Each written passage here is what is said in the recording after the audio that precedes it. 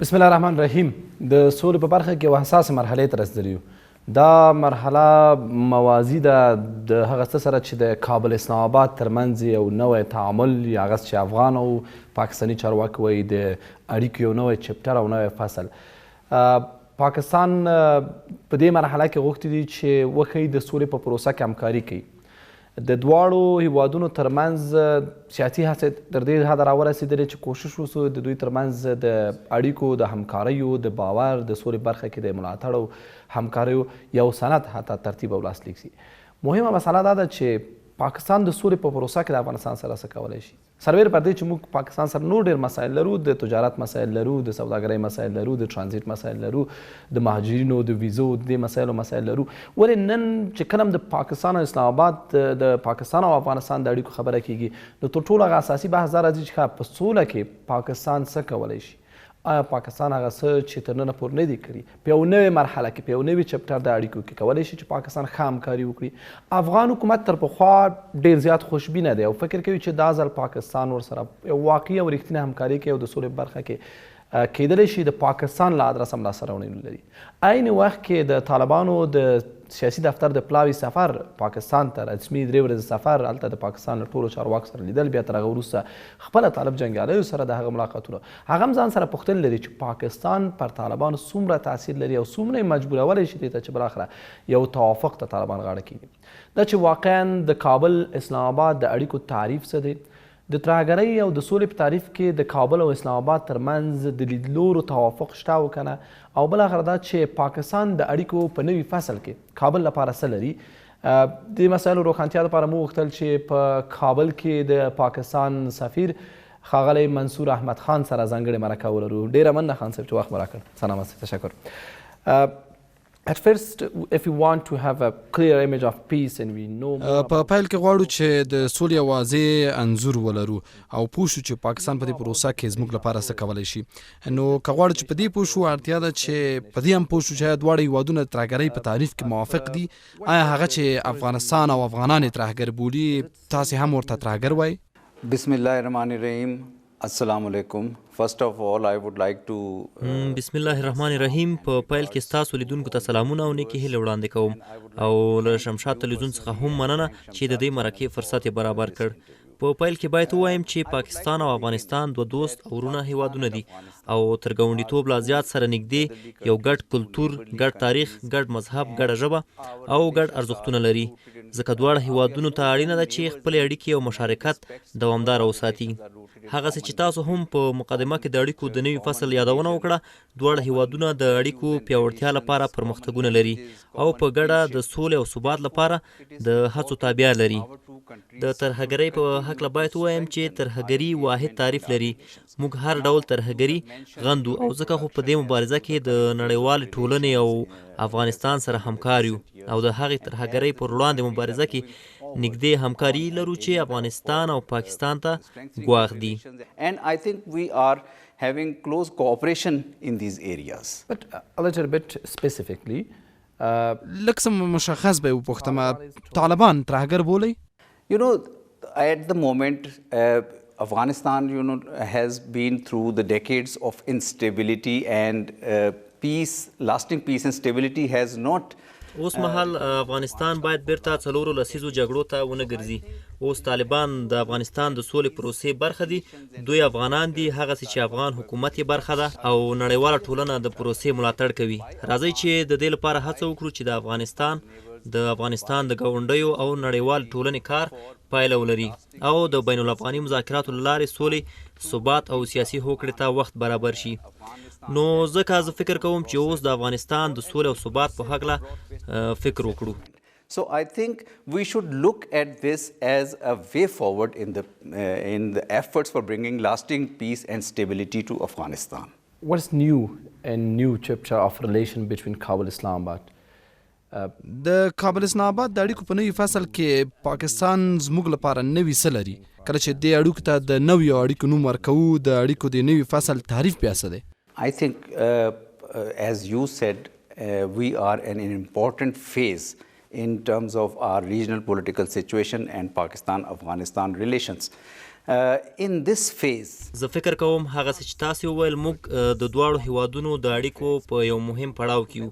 په دې پړاو کې د پاکستان هڅې په دریو برخو کې دي. لومړی د یو رغنده تعامل په هڅه کې یو ترڅو د افغانستان په سوله کې یو مثبت او د اسانچاري رول ولوبو او داسې سیاسي هوکړې ته افغانان ورسیږي چې ټولو افغانانو ته د منلو وړ وي.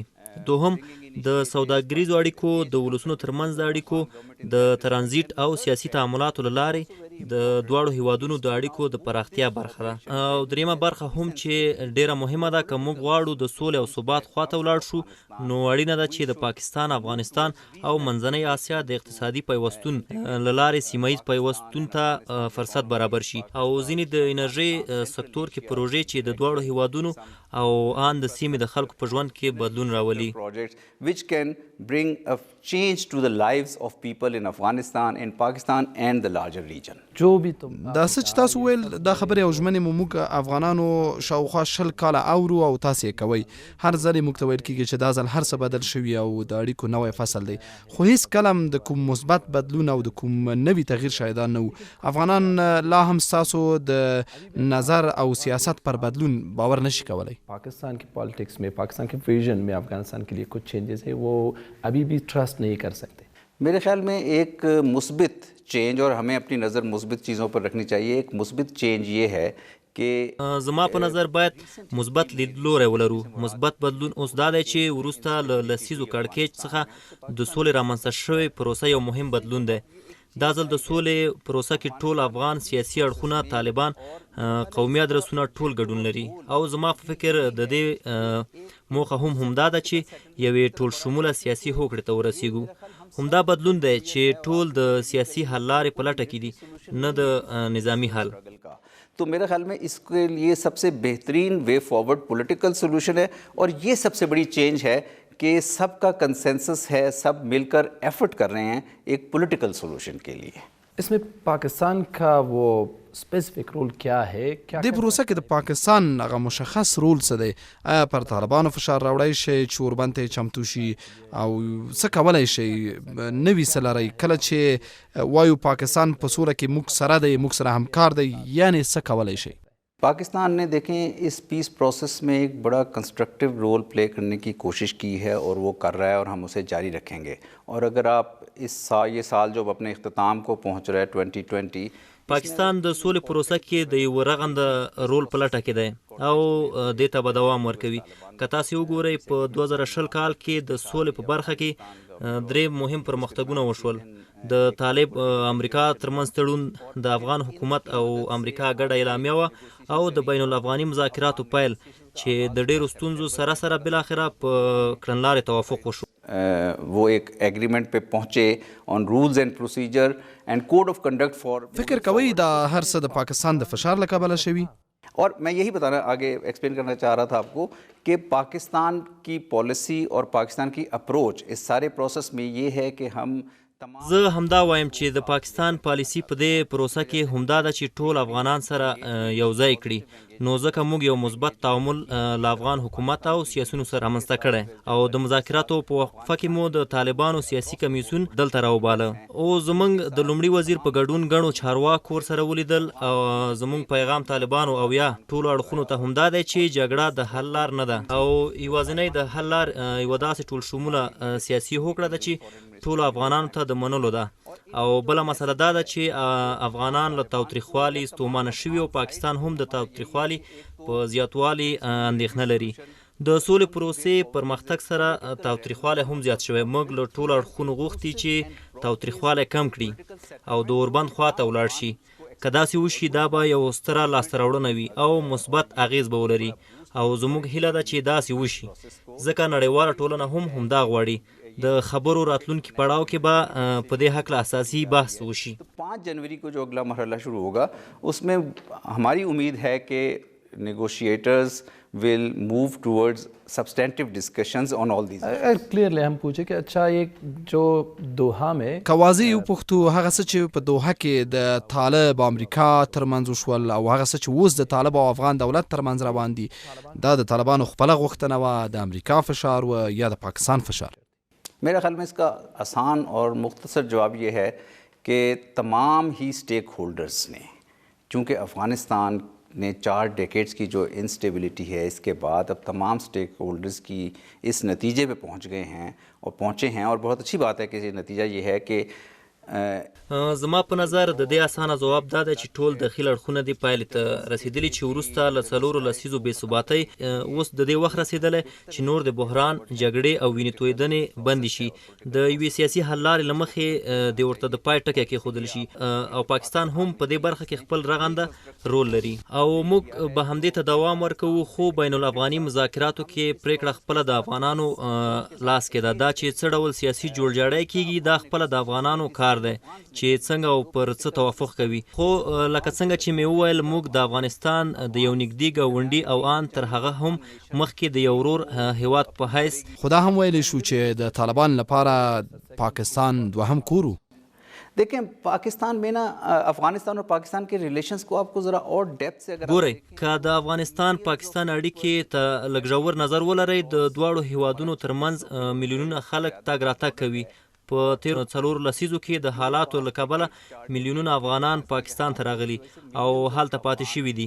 پاکستان ټولو افغانانو سره یو ډول پیوستون درلود او ډیر افغانان پاکستان خپل دوهم کور بولي. یعنی حتی کاغت را گرم وی و سوال مخالفین هم نہیں، اور تمام افغانز ہمیں یہ کہتے ہیں کہ آور سیکنڈ ہوم از فار پیس اینڈ اسٹیبل. دیکھیں اس سلسلے میں چونکہ ہمارا بڑا وی ہیو اے لانگ بارڈر پاکستان اور د پاکستان او افغانستان ترمنځ اوږده او پرانیستې پوله ده، نو ځکه دواړو هیوادونو ترمنځ پر امنیتي مسایلو هم یو توافق ته اړتیا ده. موږ له افغانستان سره په حکومتي کچه ډیر نږدې تعامل هم په دې حق لرو، ځکه موږ غواړو چې یوازې قانوني وګړي تګ راتګ وکړي، هغوی چې دلته یا هلته ستونزه جوړوي مخه دې ونیول شي. جو یہاں سے وہاں یا وہاں سے یہاں جو کسی بھی ملک میں انسٹیبلٹی چاہتے ہیں یا کسی بھی ملک کے حالات کو خراب کرنا چاہتے ہیں. بیا به هم پر دې مسله خبرې وکړو، خو تر هغه د مخه د ملا برادر د سفر په هکله باید لږ وغږیږو. ښه 3 ورځې رسمي سفر، خو وروسته تر هغه دی لا هم له خپلو ملګرو سره پاکستان کې پاتې شو. څه کوي هلته؟ دیکھیں بات یہ ہے نا کہ ہم نے تو افغان طالبان پولیټیکل کمیشن کو اپنے ګورئ، د طالبانو سیاسي پلاوی مو د مشورو لپاره پاکستان ته راوبلل، خو لکه څنګه چې مې وویل د افغانانو سره زموږ تړاوونه دومره ډیر دي چې که اوس موږ دې خبرو پسې لاړ شو چې ملا برادر هلته څه کوي، نو هسې خو طالبان دوحه کې هم دي او هلته مذاکرات کوي. نو زما غوښتنه دا ده چې ستاسو تمرکز باید پر دې وي. 3 ورځې چې رسمي سفر و هغه سمه ده، خو نور میڈیا کے انظار اس میں آپ سے یہ گزارش کروں گا کہ فوکس ہمارا اس چیز پہ ہونا چاہیے کہ پیس پروسیس میں دونوں سائڈز ایک پروگرس کر رہی ہیں. دونوں نے رولز اینڈ پروسیجر اور کوڈ آف کنڈکٹ پہ ایگری کر لیا ہے. دونوں سائڈز نے یہ تمرکز باید د سولې په پرمختګ د دواړو لورو ترمنځ پر کړنلاره توافق او دا چې دواړه لوري دوهم پړاو خبرو ته چمتو دي پر دې مسایلو وي. زموږ تمرکز باید دا وي چې دا پروسه منطقي پایلو ته ورسوو. منطقي پایلې دا دي چې د افغان ستونزې حل باید سیاسي وي او افغانانو ته د منلو وړ وي. سیاسی پروسیس، پولیٹیکل پروسیس کے ذریعے ہو اور وہ حل ہو جو افغانز کو قابل قبول ہو. وہ تو ٹھیک ہے، لیکن اسی حل کے لیے ہمیں دا سمه ده، خو د همدې حل لپاره باید لومړی پوه شو چې د مقابل لوري ملاتړي څوک دي، اصلي ځای او اصلي پالونکي څوک دي، تر څو د مخالفینو سربیره یې له اصلي ملاتړو سره مشکل حل کړو، خبرې ورسره وکړو. ہمارا تو میسیج دونوں سائڈز کو یہی ہے نا کہ آپ زموږ پیغام خو دواړو خواو ته همدا دی چې دا مسله نظامی حل نه لري بلکې سیاسي حل ته مخه کړئ. د دواړو ډلو پلاوي په مذاکراتو کې شامل دي. که موږ دا دوه ډلې نه بولو، البته دا یو دولت دی او بل مخالفه ډله. اس کی بجائے ہمیں تو اس پروسیس کو آگے لے کے چلنے کی ضرورت ہے کہ یہ پروسیس دیکھیں افغانز کیا چاہتے ہیں، کہ افغان عوام کیا چاہتے ہیں. وہ یہ چاہتے ہیں کہ افغانستان میں امن آئے اور د دې پروسې سره د مخالفت پر ځای باید د دې پروسې ملاتړي شو. افغانان څه غواړي؟ امن غواړي او داسې یو سولیز سیاسي حل غواړي چې ټولو افغانانو ته د منلو وړ وي. نو زموږ پیغام هم طالبانو او هم نور افغان اړخونو ته همدا دی چې له دې تاریخي فرصت څخه باید ګټه واخلي او د دې پروسې د پرمختګ لپاره کار وکړي. 4 لسیزو جګړو هم افغانان ستړي کړي او هم پاکستان. عمران خان په خپل سفر کې دا واضح پیغام درلود چې د افغانستان په سوله کې تر افغانستان وروسته دوهمه زیاته ګټه د پاکستان ده، ځکه چې د افغانستان بې ثباتي موږ ته هم زیان رسوي. زما په نظر د دواړو هیوادونو سره دا درک شته او په همدې بنسټ د سولې پروسې او همکارۍ ته دوام ورکوو. افغانستان زموږ ورور هیواد دی. इस peace process को भी और अपनी एंगेजमेंट को भी इसी रियलाइजेशन के तहत आगे लेकर बढ़ना चाहिए. हम अफगानिस्तान को एक सॉवरेन मुल्क के तौर पे तस्लीम करते हैं, हमारा ब्रदर मुल्क है. बेरته راګرځو موږ سره پاتې شئ.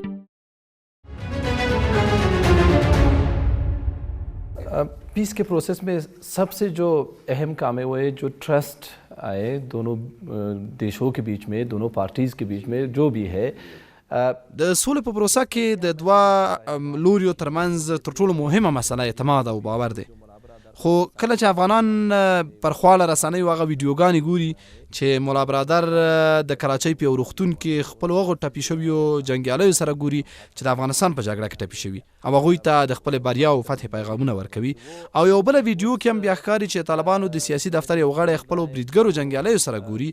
نو دا افغانان ته څه پیغام درلودلی شي کله چې ګوري دلته جنګېدونکي مخالفین هلته ستاسو تر کنټرول لاندې سیمو کې دي؟ आपके कंट्रोल के एरिया में देखें, किसी भी आइडियोलॉजिकल ग्रुप, किसी भी ग्रुप की आइडियोलॉजिकल زه د یو ګروپ یا شخصي ایډیالوژیک تفسیر د پیژندنې پر ځای دا وایم چې هغه څه چې تاسو د پاکستان د باور د پیغام وویل، موږ داسې حالات کې څنګه باور وکړو؟ इसका मैसेज यही है कि हम दोनों साइडों को, हमारी अफगानिस्तान की गवर्नमेंट से भी सबसे ज़्यादा एंगेजमेंट तो हमारी इस 3 महीने में, गुज़िश्ता 3 महीने में अफगानिस्तान की गवर्नमेंट से हुई है. د پاکستان پیغام د باور رامنځته کولو لپاره همدا دی چې د سولې لپاره دواړه لورو سره اړیکه کیو. بیا په تیرو 3 میاشتو کې تر ټولو مهمه او پراخه اړیکې افغان حکومت سره د سولې په حق لرو. لومړی وزیر عمران خان کابل ته راغی د سولې او ثبات له دې پیغام سره چې د سولې دا فرصت یوې سیاسي هوکړې له لارې پایله درلودی شي. ولسمشر غني هم هوکړه کړې چې راتلونکي کال به پاکستان ته سفر ولري، همدارنګه د سوداګرۍ په برخه کې پلاوي تګ راتګ ولري. نو زما په نظر په عمومي توګه هغه پیغام چې پاکستان لري په داسې مسایلو ځای نه کړو. زموږ پیغام همدا دی چې افغانستان سره په باور ولاړه اړیکه ولرو. موږ افغانستان کې امن غواړو، ځکه که امن وي زموږ اړیکې لا پراخېدای شي. रिलेशनशिप को स्ट्रेंथन करना चाहते हैं और हम चाहते हैं कि अफ़गानिस्तान में अमन और सलामती आए ताकि हमारे अफ़गानिस्तान के साथ रवाबित ज़्यादा उस्तवार हो सकेंगे अगर अफ़गानिस्तान में अमन और सलामती होगा. अफगान लोग ښه نو له افغانانو غواړئ چې هغه ویډیوګانې او هر څه صرف نظر کړي؟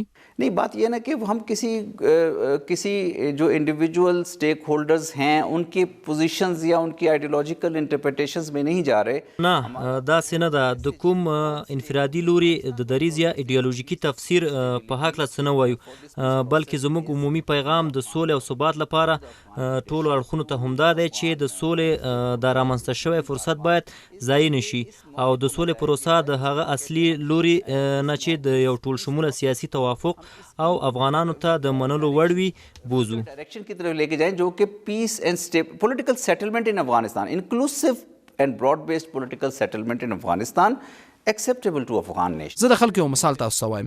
فرض کړئ که افغان حکومت د پاکستاني طالبانو مشران کابل ته راوبولي او دلته ورته هغسې ځانګړي تشریفات او پروتوکولونه ونیسي لکه تاسو چې ملا برادر ته پام کې نیولي وو، او بیا فرض کړئ هغه د پاکستاني طالبانو مشران د کابل یو روغتون ته لکه 400 بستریز روغتون یا وزیر اکبر خان روغتون ته د خپلو داسې ټپي شوي جنګیالیو پوښتنې ته ورشي چې پاکستان کې ټپي شوي وي، ستاسو غبرګون به څه وي؟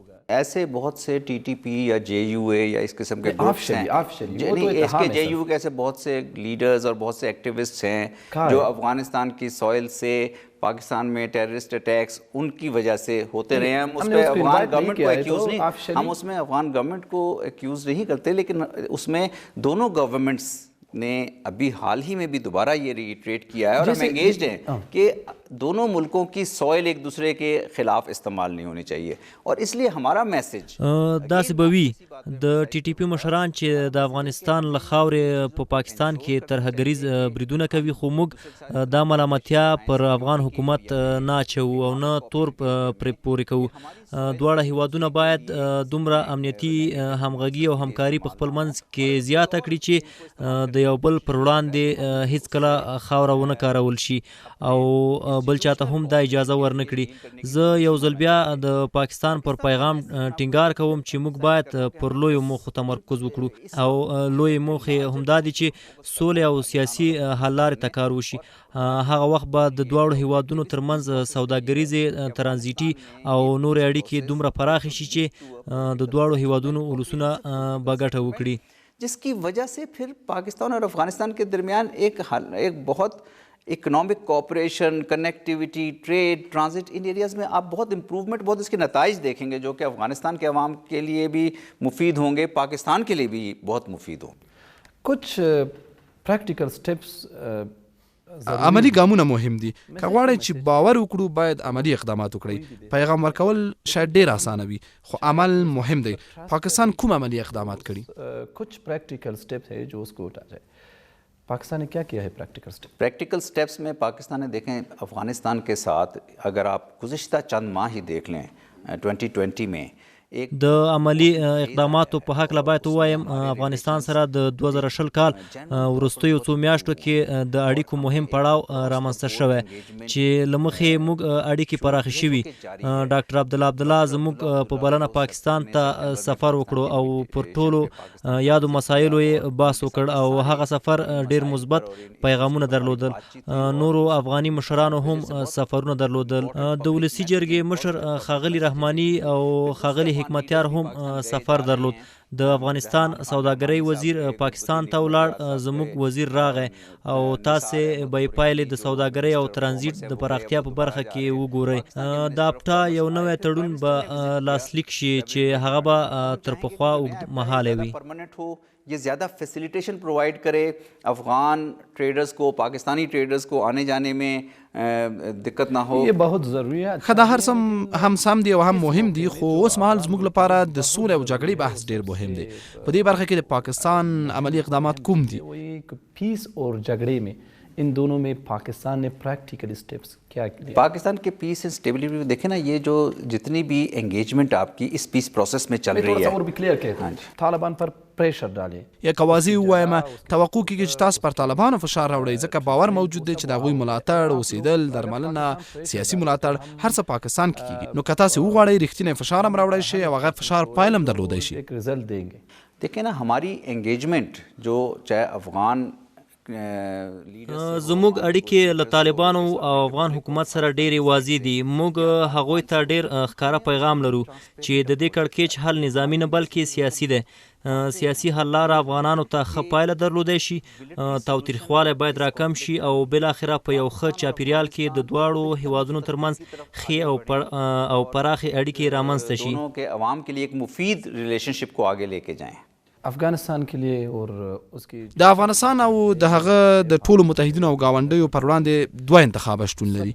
په افغانستان کې د جمهوریت او دیموکراسۍ ملاتړ کوي یا د هغه مخالفت کې چې کوم څه دي لکه امارات او داسې نور. د پاکستان رسمي دریځ څه دی؟ اس کے اپوزٹ سائڈ ہے، ہو سکتا ہے امارت اسلامی. پاکستان کی آفیشیل پوزیشن اور ڈیسیجن کیا ہے؟ دیکھیں ہم نے اس جہاں تک جیسے وائلنس کی ریڈکشن پہ ہم زور دیتے ہیں، اوس مهال زموږ ټینګار د تاوتریخوالي په کموالي دی، خو د مسلې په هکله زموږ دریځ واضح دی چې دا مسایل خپله د افغاني اړخونو پورې اړه لري چې څنګه تصمیم نیسي. کله چې موږ وایو داسې یو سیاسي حل باید رامنځته شي چې ټول اړخونه پرې هوکړه وکړي او خپله افغان ولس ته د منلو وړ وي، موږ کوم اعتراض نه لرو بلکې د هرې هغې پریکړې ملاتړ کوو چې افغان ولس ته د منلو وړ وي. No problem with going forward on it. Pakistan will rather वो support तो it है लेकिन एक and خا د یو هیواد او یو دولت په حیث باندې تاسو باید د واضح نظر درلودونکي واوسئ. هغه څه چې هند، ایران او ځینې نور هیوادونو ښکاره ویلي چې په افغانستان کې د جمهوریت ملاتړ کوي او په هیڅ صورت د طالبانو د بیرته واکمنېدو سره موافق نه دي. पाकिस्तान की स्टेट की बहुत क्लियर पोजीशन है जब हम कहते हैं कि ऐसा निज़ाम د پاکستان دریځ هم واضح دی کله چې وایو د داسې یو سیاسي حل ملاتړ کوو چې افغان ولس ته د منلو وړ وي، همدا جمهوریت دی. د جمهوریت تعریف هم همدا دی. موږ د یو متحد سولیز پرمختللي افغانستان ملاتړ کوو. بیا هم دا د هغه اړخونو کار دی چې په بین الافغاني مذاکراتو کې دخیل دي. هغوی باید راتلونکي سیاسي او حکومتي سیستم په هکله تصمیم ونیسي. तो मेरा ख्याल है हमारी पोजीशन बड़ी वाज़ेह है, जमहूरियत के साथ ही है. कुछ ځینې دولتونو د طالبانو بیرته حاکمېدل یا د امارات بیرته راګرځېدل مطلق رد کړي. ستاسو هم ورته دریځ دی؟ पाकिस्तान के लिए भी सेम. हमने क्लियरली कहा है कि there is no military solution to the conflict in Afghanistan. और موږ ډیر واضح وایو چې نظامی حل مناسبه لار نه ده. ټول شموله او مناسبه لار همغه سیاسي هوکړه ده چې ټول افغان اړخونه پکې شامل او راضي وي. د ټولو سیاسي او قومي اړخونو استازي پکې شامل وي. نظامی حل هیڅکله دوامداره سوله او ثبات نشي راوستی. موږ پخوا هم لیدلی چې جګړه د حل لار نه ده. د سیمې ګاونډیو او پاکستان غوښتنه هم دا ده چې داسې سوله ییز حل لاره رامنځته شي چې ټول افغانان پکې ځان وګوري او ورته د منلو وړ وي. अफगान आवाम की जिसको हमायत हो और तमाम अफगान स्टेक होल्डर्स उसका पार्ट हों, जिसे हम इंग्लिश में inclusive broad based political settlement कहते हैं. मेरा ख्याल है ये बहुत क्लियर पोजीशन ये तो क्लियर है और ये अच्छा बात ښه دا ښه خبره ده چې تاسو د هرې هغه پریکړې ملاتړ کوئ چې افغانانو ته د منلو وي او افغانان تصمیم ونیسي. خو ستاسو خپله لومړی وزیر عمران خان په کراتو داسې رسمي اظهارات کوي او داسې اظهارات یې درلودل چې هغې کې د افغانستان د حل نسخه او مناسبه لارې موقت حکومت باله. همدا یې وړاندیزوله چې باید افغانان موقت حکومت خواته لاړ شي. دا یوه څرګنده لاسوهنه نه ده؟ वो अभी एक इंटरिम गवर्नमेंट है, मुआक्कत हुकूमत है. ये एक इंटरफ्रेंस है. नहीं, यही तो मैं पिछले सवालों में आपको एड्रेस करने की कोशिश कर रहा हूँ कि हम किसी نه زه غواړم همدا واضح کړم چې موږ په کوم خاص جوړښت تاکید نه کوو، ځکه دا لاسوهنه ده. موقت حکومت، عبوري حکومت او یا د راتلونکي سیاسي جوړښت په هکله خپل افغانان باید پریکړه وکړي. افغانستان کا یہ ایشوز جو ہیں یہ افغانستان کے خو ستاسو لومړي وزیر واضح وویل انہوں نے کلیئر کر دیا تھا بعد میں کہ یہ ہماری یہ پوزیشن نہیں ہے. نه خو وروسته هغه وضاحت ورکړ چې دا د پاکستان رسمي دریځ نه دی. عمران خان هم وویل چې د افغانانو د هرې پریکړې ملاتړ کوي. موږ د راتلونکي سیاسي جوړښت په برخه کې رول نه لرو. دا د افغانانو خپلمنځي چاره ده. زموږ رول د سولې په پروسه کې د اړخونو د هڅولو تر حده دی. هغسې چې امریکا او ځینې نور هیوادونه رول لري او ټول د یو سیاسي او سوله ییز حل لارې غوښتونکي دي، خو توافق به خپله افغاني اړخونه کوي. ہماری پوزیشن یہی ہے کہ ټوټلی انټرا افغان پروسس ہے. 5 جنوري د جنوري په 15 بیا بین الافغاني مذاکرات پیلېږي. افغانان هیله لري دا ځل د خبرو پیل د اوربند له توافق څخه وشي، خو لا هم طالبان د اوربند منلو ته چمتو نه دي. اوس چې طالب سیاسي مشران پاکستان ته هم درغلي وو، عمران خان او ولسمشر غني سره ټلیفوني اړیکه کې ژمنه وکړه چې د اوربند لپاره بحث کوي. آیا هیله درلودی شو چې دوهم پړاو خبرې کې لومړی بحث پر اوربند وي او لومړی هوکړه پر اوربند وشي؟ उसके साथ एक सीज फायर भी अफगान लोगों के लिए गिफ्ट होगा. हमारी तमन्ना और हमारी कोशिश भी ये है पाकिस्तान زموږ او د پاکستان د رهبرۍ هیله او هڅه هم دا ده چې د تاوتریخوالي کموالی او اوربند ضروري دی، ځکه دا چاره د سولې سره همکاري کوي. نو د خبرو په بیا پیل کې زموږ هیله ده چې پر اوربند خبرې وشي. پروسیس تو ہماری امید ہے کہ ان چیزوں پر ایک بہت سیریسلی توجہ دی جائے گی اور ہم چاہتے ہیں طالبان کہ کی جواب کیا تھے د طالبانو ځواب تاسو ته څه و کله چې تاسو د اوربند په هکله ورته وویل؟ کہ सीज फायर पर میرا خیال ہے تمام افغانز ہی چاہے وہ طالبان ہوں چاہے دیگر افغانز ہوں وہ کنسرن او زه فکر کوم چې ټول افغاني اړخونه هغه که طالبان وي یا نور افغانان د تاوتریخوالي په هکله اندېښمن دي، ځکه تاوتریخوالی چې د هر چا له لوري وي او هر ډول وي افغان ولس ته زیان رسوي. نو ځکه باید پر اوربند تمرکز وشي زموږ د افغان حکومت او ټولو نړیوالو کوښښ همدا دی چې اوربند وشي. زموږ هیله ده چې په 5 د جنورۍ د خبرو بیا پیل سره د اوربند په ګډون په ټولو اساسي مسایلو بحث وشي. तमाम इश्यूज को including reduction in violence, ceasefire, इन सब को डिस्कस करना चाहिए. इस पे को डिसीजंस लेने चाहिए. एक स्पेसिफिक پاکستان ته د ملا برادر د وروستي سفر یو مشخصه ګټه، یو مشخصه نتیجه او پایله سوه.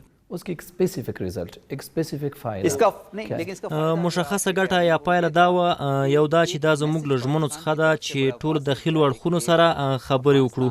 خو بیا هم ګټه یې دا ده چې پاکستان یو واضح پیغام ښکاره کړ چې د ستونزې حل یوازې سیاسي حل لاره او ټول شموله هوکړه ده چې ټولو افغانانو ته د منلو وي. همدا ډېر لوی پیغام دی. मैसेज है ना. کابل اسلام آباد کې جو ریلیشن د کابل اسلام آباد اړیکې د دوه خپلواک هیوادونو په توګه باید مستقل اړیکې وي. همدارنګه ستاسو د هند تر منځ چې هر ډول اړیکې دي هغه بیل او جلا اړیکې دي.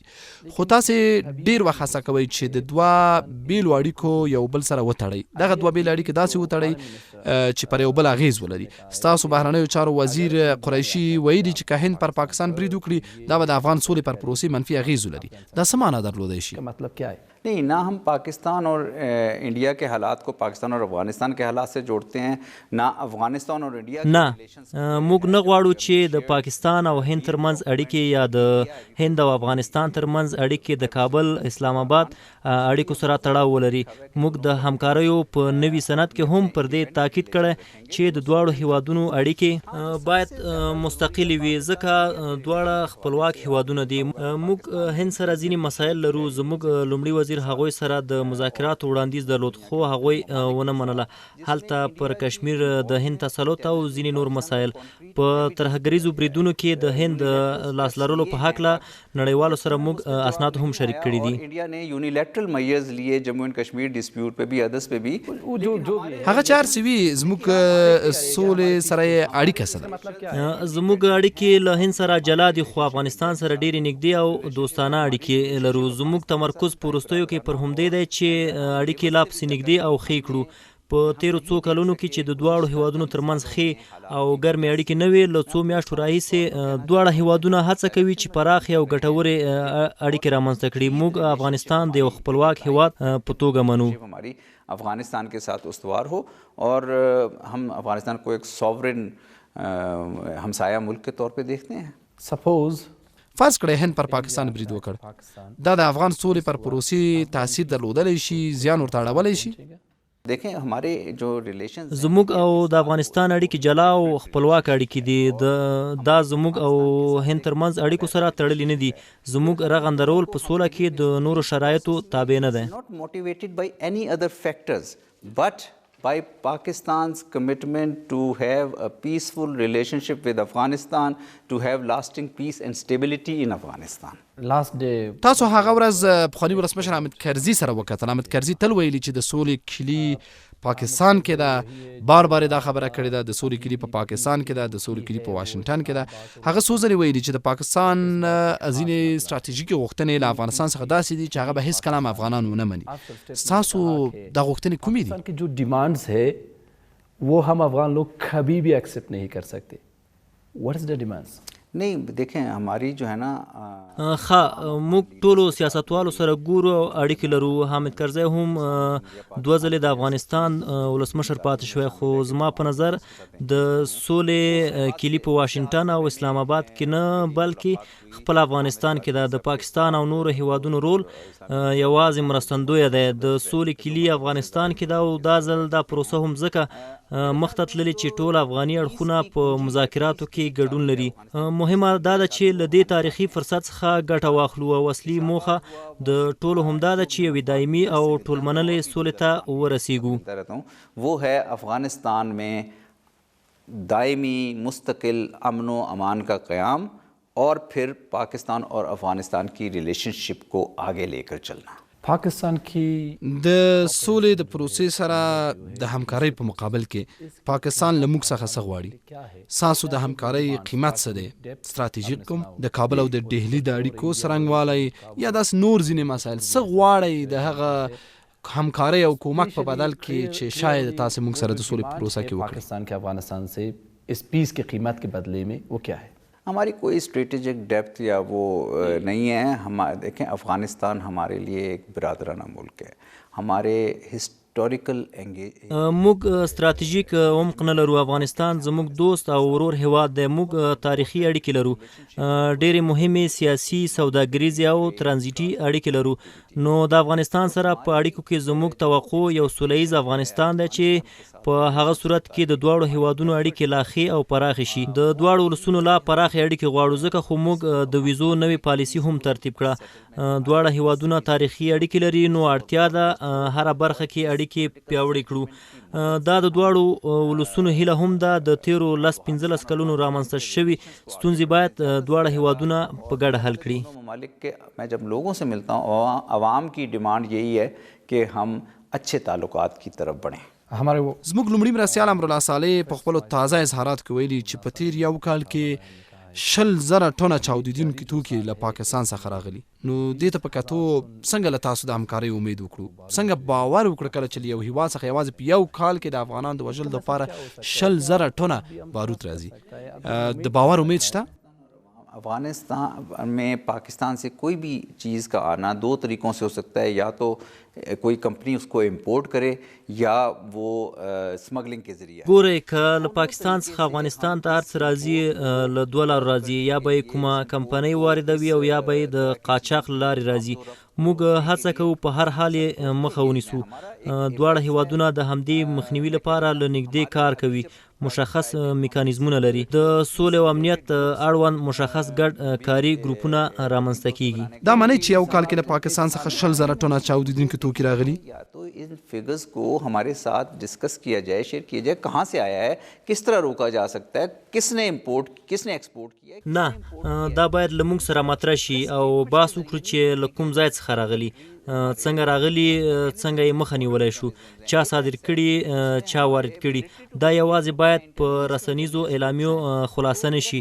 موږ دواړه هیوادونه د دې مسایلو لپاره میکانیزمونه او هوکړې لرو. هلته ګډ نظامي او استخباراتي ګروپونه لرو.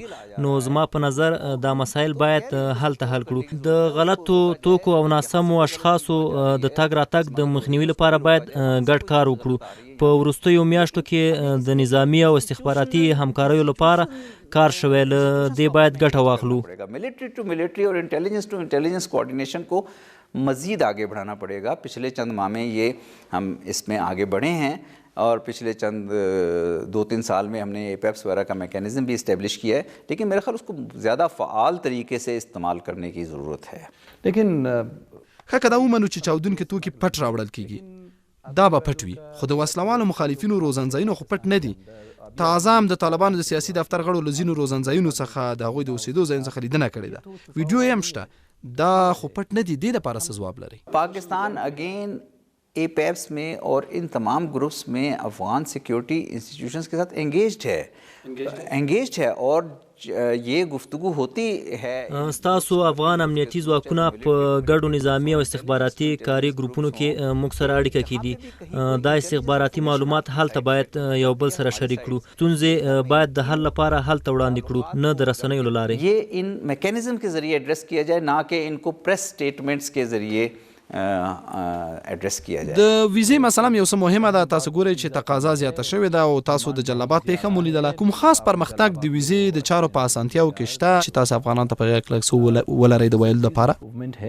جی، ہم نے دیکھیں ویزا میں ایکچولی بہت بڑے سٹیپس لیے ہیں.